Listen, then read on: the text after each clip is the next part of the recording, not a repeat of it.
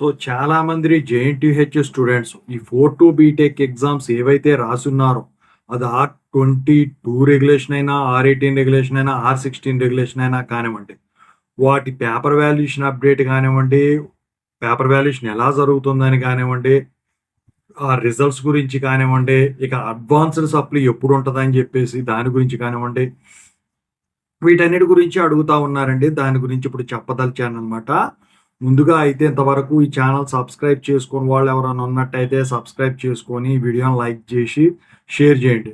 మీకు కనుక నాతో మాట్లాడాలని ఉన్నట్టయితే కాల్ మీ ఫోర్ ద్వారా కాల్ చేయండి.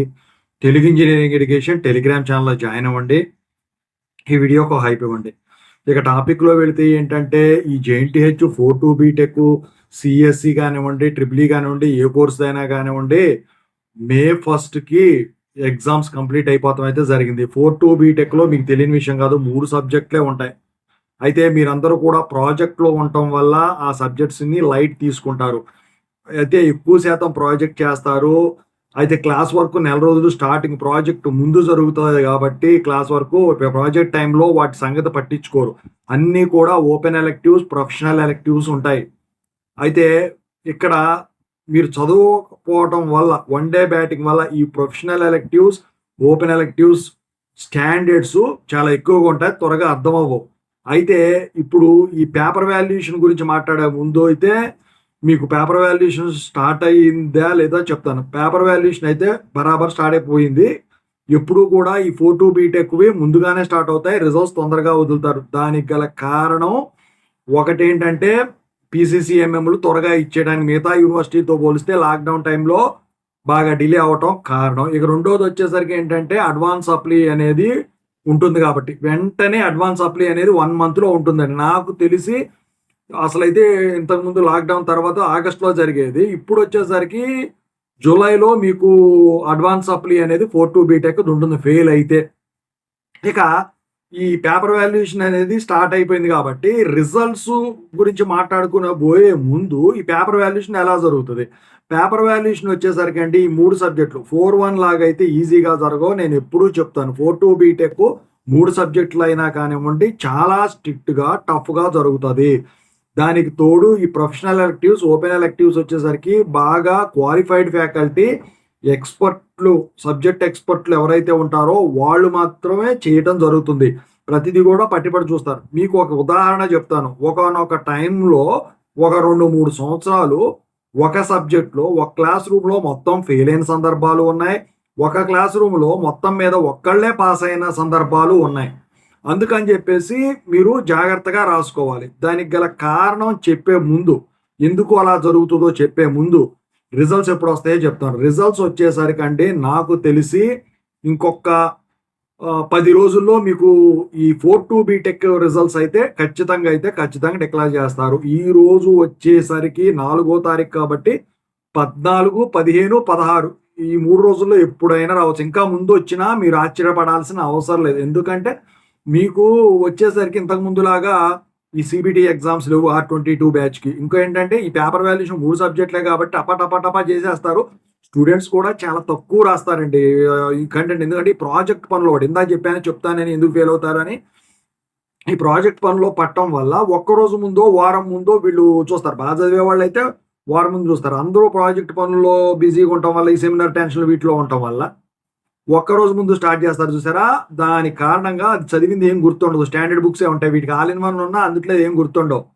అయితే ఇక్కడ వీళ్ళు ఆ టెక్స్ట్ బుక్స్ చూడటంతోనే కొత్తగా ఉంటాయి. వీళ్ళందరూ వచ్చేసరికి technical publications, light, all in one ఇలాంటి సింపుల్గా ఉండే సబ్జెక్టులు చదువుకునే అలవాటు ఉన్నవాళ్ళు 4-2కి వచ్చేసరికి ఏంటి ప్రొఫెషనల్ ఎలెక్టివ్స్, ఓపెన్ ఎలెక్టివ్స్ కాబట్టి అలా చేయటం వల్ల ఇది రాయటం అనేది తగ్గిపోతుంది. దానివల్ల ఏంటంటే బుక్లెట్ దింపడం కూడా కష్టం అవుతుంది. అంటే చదివే వాళ్ళు ఎట్టైనా చదివి రాస్తారు కాదంటలా.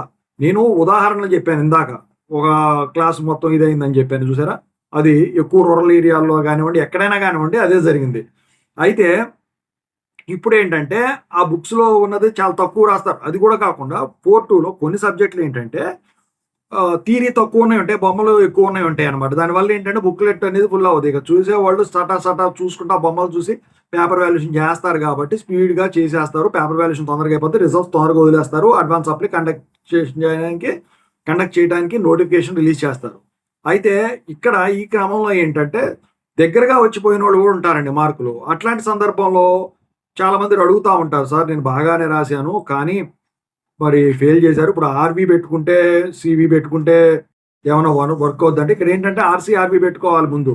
అయితే అందుట్లో చేంజ్ కాకపోతేనే సీవీకెళ్ళాలి. 15% చేంజ్ ఉండాలండి. బాగా ఇప్పుడు ఒక 50, 45 మార్కులు రాసుంటే అప్పుడు ఫెయిల్ అయ్యారనుకోండి. మీరు కరెక్ట్ రాసినా కూడా అప్పుడు పెట్టుకుంటే 15% చేంజ్ వస్తది తప్ప మిగతా సందర్భాల్లో 15% చేంజ్ రాదు. ఆర్‌సీ, ఆర్‌బీ, సీవీలో చేంజ్ కావు. ఓకేనా?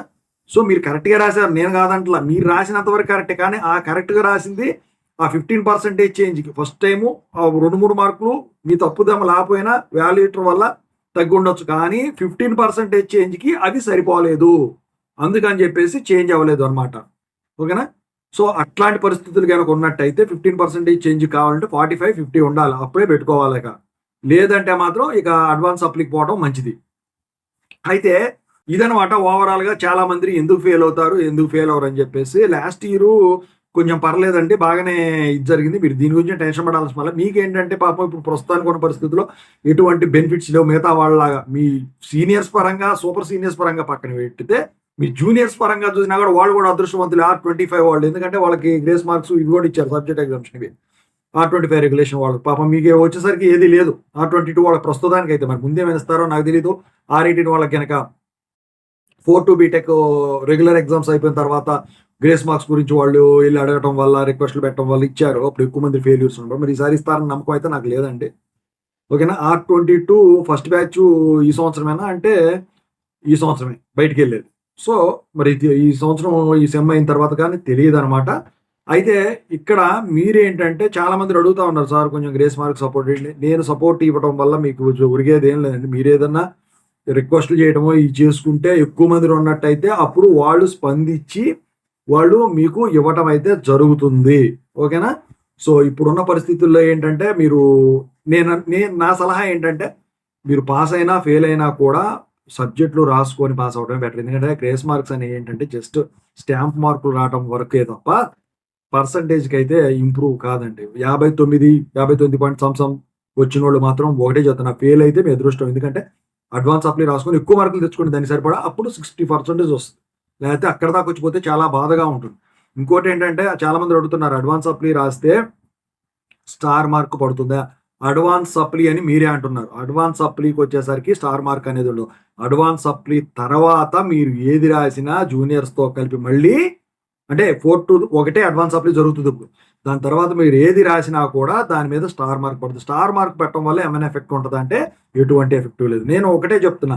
మీకు గనక ఉద్యోగాలు దొరకకపోతే దాని మీదే గుడ్డిగా ప్రయత్నించొద్దు. సాఫ్ట్‌వేర్ సైడ్ అని చెప్పి సాఫ్ట్‌వేర్ సైడ్ దిగజారిపోయింది. ఏమీ లేదక్కడ. కాదు నేను పని చేసుకుంటానంటే చేసుకోండి. కాదు ఆ స్తోమత ఉంది నేను పెళ్లి చేసుకొని ఏది చేసుకొని అమ్మాయిలైనా గాని ఎవరైనా గాని హైయర్ ఎడ్యుకేషన్ చదువుకుంటా అంటే ఎంటెక్‌లు అలాంటివి చదువుకోండి. మంచి డిమాండ్ ఉన్న గ్రూప్ చూసి.